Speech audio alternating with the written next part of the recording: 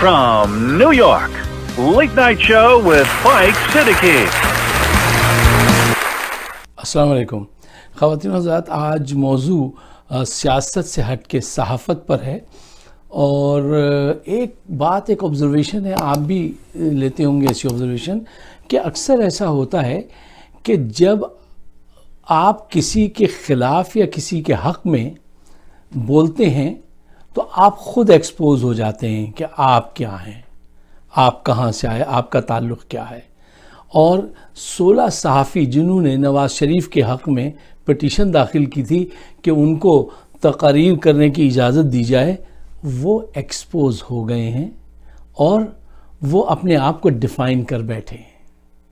اب اس غلطی پہ ان کو ساری زندگی شرمندگی ہوگی، اور جب مورخ تاریخ لکھے گا تو کرپشن کے چیپٹر میں ان کا نام بھی آئے گا اور ان کے فوٹوگرافز بھی لگائے جائیں گے، جس کا ان کو بڑا دکھ رہے گا کہ ایک جرنلسٹ کی حیثیت سے ہم نے ایک ایبسکونڈر کو، ایک مفرور ملزم کو، ایک مفرور سیاسی لیڈر کو سپورٹ کرنے کے لیے اپنے ضمیر کا سودا کیا تھا.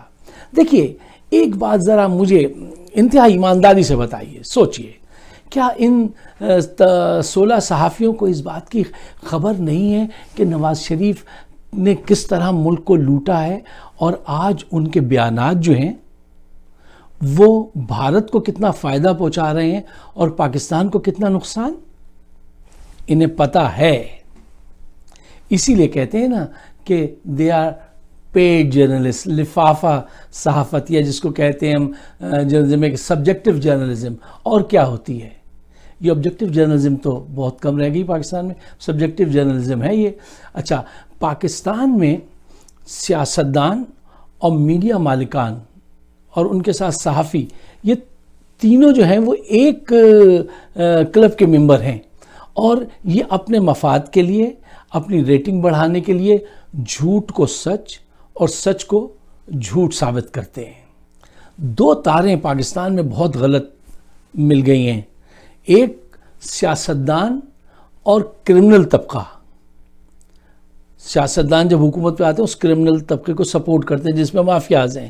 سیاستدان پلس کرمنلز، یہ ایک تار جو ملی ہے یہ بہت خطرناک ہے. اور دوسری سیاستدان اور میڈیا مالکان. کہتے ہیں نا کہ صحافی کو کہتے ہیں واچ ڈاگ، کہتے ہیں نا کہ یہ واچ ڈاگ بننے کے بجائے لیپ ڈاگ بن گئے ہیں، یعنی گود میں بٹھانے والا کتا بن گئے بجائے نظر رکھنے والے کتے کو. اور اب یہ چھوٹے چھوٹے سے کتے جو ہیں یہ اپنے ملکی اور غیر ملکی آقاؤں کی گود میں بیٹھے ہوئے ہیں، اور جیسا وہ کہتے ہیں ویسا یہ کرتے ہیں.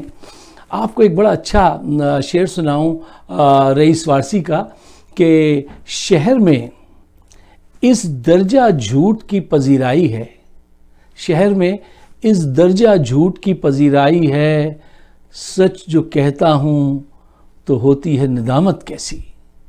خواتین حضرات، ان حضرات نے جھوٹ اور افواہوں کو خبر بنا دیا اور خبر کو مذاق بنا کے رکھ دیا ہے. یہ جو صحافی حضرات کورٹ میں گئے تھے پٹیشن لے کے کہ ایک ایسے آدمی کے حق میں جو ظاہر بات ہے کہ ملک سے باقاعدہ سزا ہونے کے بعد علاج کے بہانے بھاگ گیا ہے، تو یہ مطلب کس قسم کی آزادی چاہتے ہیں تحریر اور تقریر کی پاکستان میں کہ ساری قوم کی ایسی کی تیسی کر دی جائے؟ یہ کیا طریقہ کار ہے؟ اسی کو کہتے ہیں کہ زر یلو جرنلزم، زر صحافت اور لفافہ صحافت جو پاکستان میں کہتے ہیں. اچھا، تو اس کے لیے کیا پاکستان میں کوئی قانون موجود نہیں ہے؟ اور عوام جو ہے قانون کو چاہیے، عدالتوں کو چاہیے کہ وہ بھی اس پہ نظر رکھیں، اور عوام کو چاہیے کہ وہ بھی ایسے لوگوں کا احتساب کریں.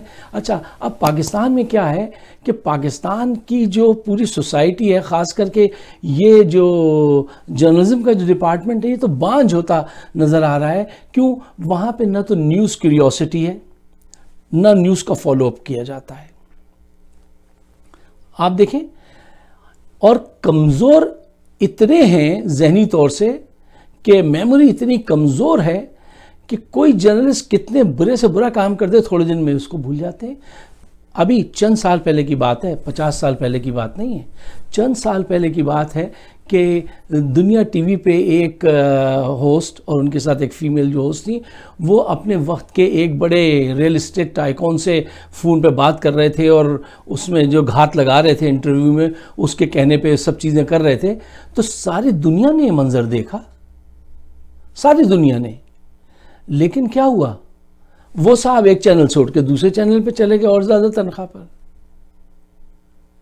مطلب عوام کا کوئی ریئیکشن ہی نہیں. عوام بھی جو ہے نا وہ کہنے کو فسانے مانگے, ہر چیز میں انٹرٹینمنٹ چاہیے, چاہے وہ جوک ہو یا وہ کوئی بھی نیوز ہو.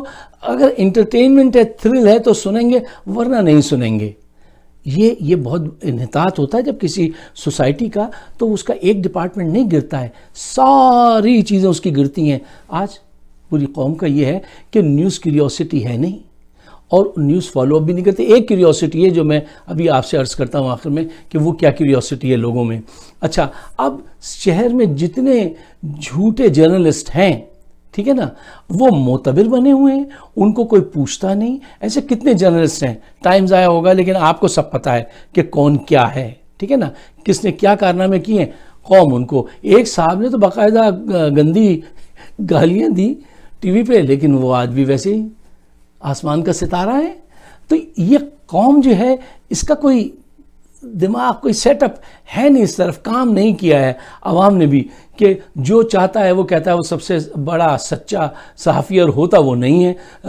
رئیس کا ہی ایک شعر اور سنیے کہ ذکر ہوا سقراط کا جب بھی چلی منصور کی بات, شہر کے سارے جھوٹے بولے ہم سے بڑھ کر سچا کون. جھوٹے لوگ معتبر بنے ہوئے اس سوسائٹی میں, تو کیا ہوگا. خواتین حضرات, جیفرسن جو یہ کہتے تھے کہ اگر ان کو چوائس دی جائے کہ کسی معاشرے میں حکومتی نام کی کوئی چیز نہ ہو, پردہ پڑھو, اور اخبارات ہوں صرف, تو وہ دو میں سے ایک کو کس کو پک کریں گے, حکومت کو یا اخبارات کو. تو جیفرسن کہتے تھے کہ میں اخبارات کو پریفر کروں گا ان کمپیئر ٹو گورنمنٹ, کہ بھلے گورنمنٹ نہیں ہو, اخبارات ہوں. انہی صاحب نے ایک بات کہی تھی, بہت کام کی بات کہی تھی, جو جرنلزم بچے پڑھتے ہیں ان کو اس بات کا یاد رکھنا چاہیے. انہوں نے کہا تھا کہ دیکھو, اخبارات پہ, میڈیا پہ پابندی سے کسی سوسائٹی کو اتنا نقصان نہیں پہنچتا جتنا نقصان یہ صحافی جھوٹ بول کر اس معاشرے کو پہنچاتے ہیں. اور یہ ایگزیکٹلی پاکستان میں ہو رہا ہے. دیکھیے, ہندوستان کے ایک چینل پہ ڈسکشن, میں انڈیا کے ایک چینل تھا اس پہ سن رہا تھا, تو وہ آپس میں کہہ رہے تھے ہم نے جو انویسٹمنٹ کی ہے وہاں کے صحافیوں پہ, وہ اس کے بہت اچھے رزلٹ آ رہے ہیں. تو دوسرے صاحب نے کہا بالکل صحیح ہے, ہمیں یہ انویسٹمنٹ اور بڑھانی چاہیے. ذرا اندازہ لگائیے کہ کس درجہ مطلب ہے نا کہ یہ خراب ہو چکے ہیں, اور ان کی اصلاح جب تک عوام ان کے پیچھے ان کو ریجیکٹ نہیں کرے گی, یہ سلسلہ ایسے چلتا رہے گا. عوام کو ریجیکٹ کرنا چاہیے. اگر پاکستان میں عدالتیں اور صحافی یہ تھوڑے سے بھی سنجیدہ ہوتے نا پاکستان سے, تو آج حالات بہت مختلف ہوتے. عدالتوں کا حال بھی آپ کو پتہ ہے, صحافیوں کا حال بھی آپ کو پتہ ہے. اور لیکن ایک بات میں آپ سے کہتا ہوں, وہ یہ ہے کہ ان صحافیوں کو, یہ جو لفافہ صحافی ہیں, ان کو ایک بات سمجھ لینی چاہیے. بلکہ ان سے ایک بات پوچھیے آپ کہ یہ فرمائیے کہ بلی کو تھیلے میں ڈالنا زیادہ مشکل ہے یا بلی کو تھیلے سے نکالنا زیادہ مشکل ہے. تو حقیقت یہ ہے کہ بلی تھیلے سے باہر آ چکی ہے کرپشن کی, اب یہ اس کو اندر نہیں ڈال سکتے, واپس نہیں کر سکتے. بلی کو اب یہ تھیلے میں نہیں ڈال سکتے. کرپشن کو عمران خان نے جو ایک بڑا ذہانت کا کام کیا ہے کہ ایک چیز کو صرف ایڈریس کیا, بہت زیادہ کیا, کیا کہ کرپشن NRO نہیں دوں گا, کرپشن کو نامنظور کسی بھی لیول پہ. یہی ان کی سیاسی بقا ہے, اسی میں ان کی سیاسی بقا ہے, اور اسی میں پاکستان کی بھی بقا ہے. اگر ایک دفعہ سب نے مل کر, میں صرف عمران خان کو صرف ایک چیز کے لیے سپورٹ کرتا ہوں, میرا ان کو کوئی اور زیادہ وہ نہیں ہے, کہ وہ آنیسٹ آدمی ہے اینڈ اسٹیٹ فاسٹ ہے.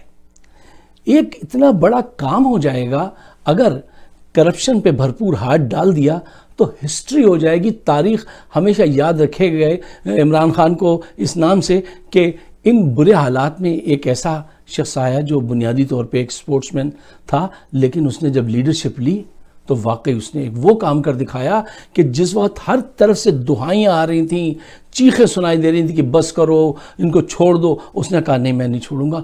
وہی پاکستان کی بقا ہوگی. وہ صبح کبھی تو آئے گی جب ظلم کے بادل پگھلیں گے. وہ صبح کبھی تو آئے گی. اس کا ایمان ضرور اور احساس ہے، لیکن تھوڑا سا پارٹیسپیشن بھی کرنا چاہیے. آج آپ سب لوگ اگر میری اس بات سے ایگری ہیں تو اس بات کو ذرا آگے بڑھائیے، رائے عامہ ہموار کیجئے کرپشن کے خلاف. کسی کے مجھے کوئی غرض نہیں کسی پارٹی یا اس سے کوئی نہیں. کرپشن کے خلاف، غریبوں کے حق میں، پاکستان کے حق میں اس رائے عامہ کو ہموار کیجئے. یہ میرا بھی فرض ہے، آپ کا بھی فرض ہے. مجھے کچھ لوگ کہتے ہیں کہ بھئی آپ کیوں اپنے دشمن بناتے ہیں، آپ کیوں نہیں چھوڑ دیتے، آپ تو بہت پیسے بنا سکتے ہیں، آپ ہی کیا کہا یہ نہیں ایسا نہ کیجئے. میں کہتا ہوں نہیں، میں نے طے کیا ہوا کہ میرا بچپن سے ایٹیٹیوڈ ہے کہ میں سچ کے لیے کھڑا رہوں گا چاہے اس کی کوئی بھی قیمت ہو. اور ایسے بہت سارے لوگوں کو چاہیے کہ جو کم از کم اتنا تو کر سکتے ہیں کہ بات کو آگے بڑھائیں. آپ سب کا بہت بہت شکریہ. اور میری ویڈیوز موجود ہیں فائق صدیقی شو یوٹیوب پہ، اگر آپ سبسکرائب کریں تو بڑی عنایت ہوگی. شکریہ. خدا حافظ.